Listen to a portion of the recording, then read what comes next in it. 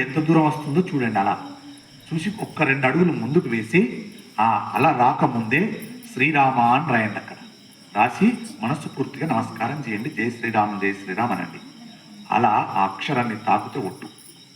నేను చేశాను మొన్న, నేను కూడా నమ్మలే, కానీ ఎంతవరకు రామనామానికి శక్తి ఉన్నదో తెలుసుకోవాలి అన్న ఉద్దేశం కొద్దీ మొన్న వెళ్ళినప్పుడు నేను రాశాను. అక్కడ రాసి నమస్కరించాను. అలా ముందుకు రాలే. నేను రాసేటప్పుడు వేరే వాళ్ళు అన్నారు, అలా అవుతుందంటారా, నిజమంటావా, అది నువ్వు ఎక్కడ చూసావో ఎక్కడ విన్నావో కానీ అలా జరగదండి, సముద్రుడు వస్తాడు తప్పకుండా తాకుతాడు అన్నాడు. తాకడు చూడండి, నాకు నమ్మకం ఉందన్నాడు. జై శ్రీరామన్ రాశాను అక్కడ. అలా రాలే, అంత దూరంలో నడిపోయిందంటే సముద్రుడికి శ్రీరాముడు ఉన్నాడని ఎంత నమ్మకం ఉందో చూడండి. మరి మనకు ఉండద్దా? రాముడు అంటే ఎవరు? ఈశ్వరుడే. ఈశ్వరుడు అంటే ఎవరు? శ్రీ మహావిష్ణువే. శ్రీ మహావిష్ణువు అంటే ఎవరు? ఆంజనేయుడే. ఆంజనేయుడు అంటే ఎవరు? వెంకటేశ్వర స్వామి. వెంకటేశ్వర స్వామి అంటే ఎవరు? కృష్ణుడే. కృష్ణుడు అంటే ఎవరు?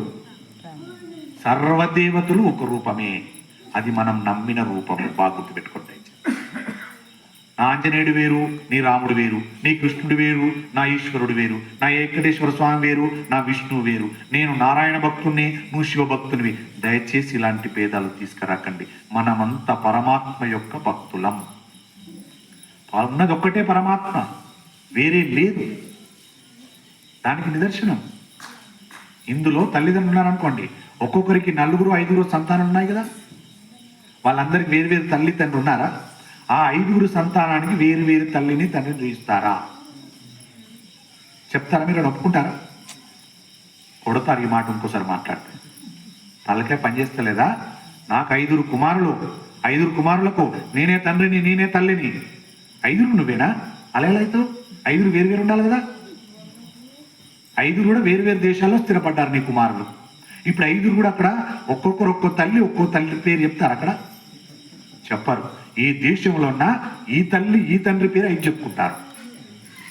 మరి ఉన్నది ఒక్క తల్లిదండ్రి అన్నప్పుడు మరి దేవతలు వేరేలా అవుతారండి. తప్పు కదా అలా విడదీయడం. విష్ణువు వేరు, శివుడు వేరు, వెంకటేశ్వరుడు వేరు, రాముడు వేరు, కృష్ణుడు వేరు. దేవతల్నిలా విభజించేస్తే పాపం కలుగుతుందండి.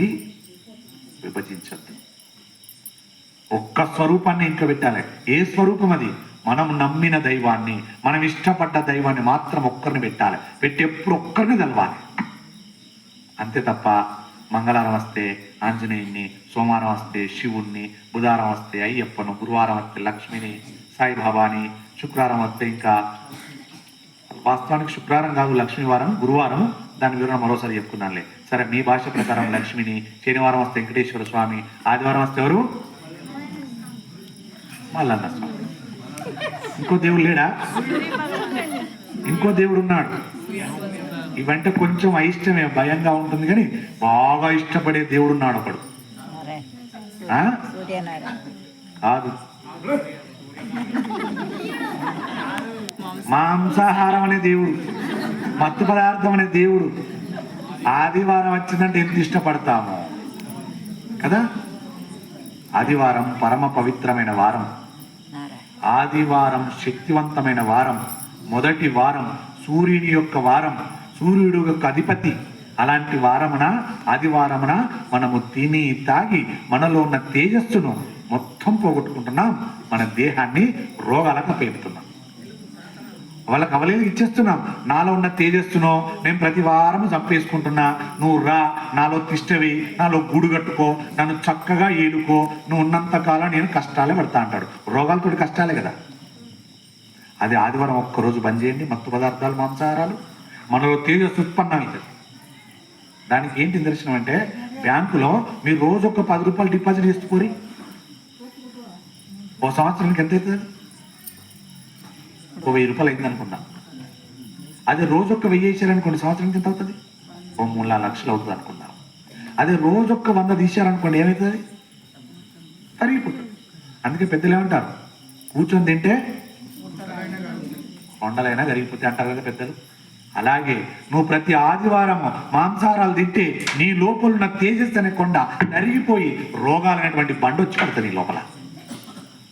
అలాంటి బండలను పెట్టుకోకండి దయచేసి, మానండి.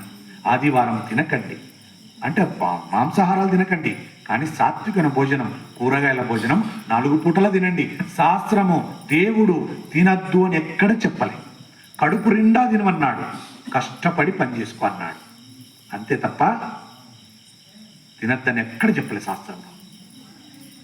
దయచేసి శ్రీ మహావిష్ణువు గరుత్మంతుడికి ఎదురొచ్చి ఎలా స్వాగతించి పతిలాడి ఆయన కోరుకోమన్నాడో కోరిక, మనల్ని కూడా రేపు దేవదూతలు వచ్చి ఒరే వచ్చాడు రా తేజమూర్తి, అఖండ పరమ దుష్టమైన కలియుగంలో జన్మింపజేసిన వీడిని, కానీ ధర్మాన్ని పట్టుకున్నాడు, కనీసానికి కనీసం ఆదివారం తినకుండా ఉన్నారా, అలాంటి భక్తుడు కాలం చేసి వచ్చాడు, వెళ్ళండి రా అని దేవదూతలు వచ్చి మనల్ని సగర్వంగా తీసుకెళ్తారు, స్వాగతిస్తూ తీసుకెళ్తారు, పూల మాలలేసి తీసుకెళ్తారు, చక్కగా స్వర్గలోకంలో కూర్చుని పెడతారు.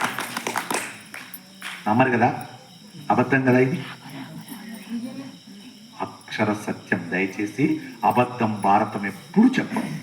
అబద్ధం చెబితే పాపమే తగులుతుంది, కానివి చెప్పరు, కానివి మనకు నచ్చవు. అలా కాకుండా ఏం లేదండి, మీరు ఇంత మంచి కథ వింటున్నారు కదా, మీ అందరికీ ప్రతి ఆదివారం ఇక్కడ డిన్నర్ ఉన్నదని చెప్పామనుకోండి, ఎంత ఆనందంగా ఉంటుందో. ఆ డిన్నరు మీరు ఊరుకున్న పదార్థాలు ఇక్కడ పెడతామన్నాం అనుకోండి, మహాభారత ప్రవచనం చెప్పకూడదు కూడా చెప్తలేను. మీరు ఊరుకున్న పదార్థాలు ఇక్కడ పెడతారు, ప్రతి ఆదివారం రండి అన్నారు అనుకోండి, ఈ పాటికి ఇక్కడ అసలు స్థలమే సరిపోకపోవు కదా.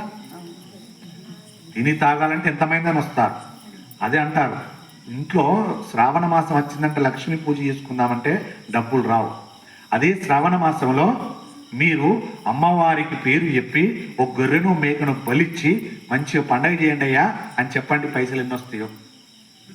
10,000 అంటే ఉడతాయి, 20,000 అంటే ఉడతాయి. గొర్రెను దేవాలి, కొయ్యాలి, 10 మందిని పిలవాలి, తాగటానికి ఇవి తెచ్చుకోవాలి, కూర్చోవాలి, బాగా తినబెట్టి తాగబెట్టి తలలు బలగొట్టుకోవాలి, తెల్లవారు లేచి బాధపడాలి. దానికి వచ్చే 10,000, దానికి వచ్చే 20,000. కానీ ధార్మికమైన పూజ, లక్ష్మీ వ్రతం, ఇంట్లో భార్య చేసుకున్నట్ట భర్త అద్దంటాడు, భర్త చేసుకున్నట్ట భార్య అద్దంటాడు. ఎలా ఉంటుందో చూడండి. ధర్మాన్ని పట్టుకోవాలి, అధర్మాన్ని పట్టకూడదు. మహాభారతం తప్పు చెప్పదు. ఆ రకంగా గరుత్మంతుడు శ్రీ మహావిష్ణువు